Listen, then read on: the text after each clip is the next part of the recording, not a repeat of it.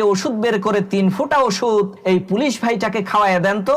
উকিল সাহেবের কথা অনুযায়ী নার্স ওই পুলিশ অফিসারের জিহ্বার মধ্যে 3 ফোঁটা ওষুধ ঢেলে দিল। তখন সাথে সাথে ওই পুলিশ অফিসার ধমক দিয়ে বলে উঠলো, আরে মিয়া, এইটা তো কোনো ওষুধ না, এইটা তো পেট্রোল। তখন ওই উকিল সাহেব বলল, ভাই, এই তো আপনার জিহ্বার স্বাদ ফিরে আসছে, এই কারণেই তো আপনি বুঝতে পারছেন এইটা ওষুধ না পেট্রোল। এইবার 300 টাকা দিয়ে বিদায় হন। পুলিশের তো মেজাজ গরম, 1000 টাকা কামাই করতে আইসা 300 টাকা লস।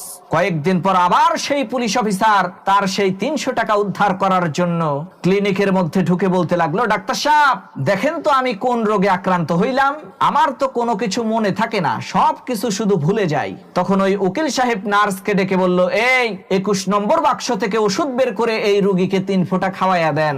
উকিল সাহেবের এই কথা শোনার সাথে সাথে ওই পুলিশ অফিসার বলে উঠলো, আরে মিয়া, কি সব জাতা বলেন, ওই 21 নম্বর বাক্সের মধ্যে স্মৃতি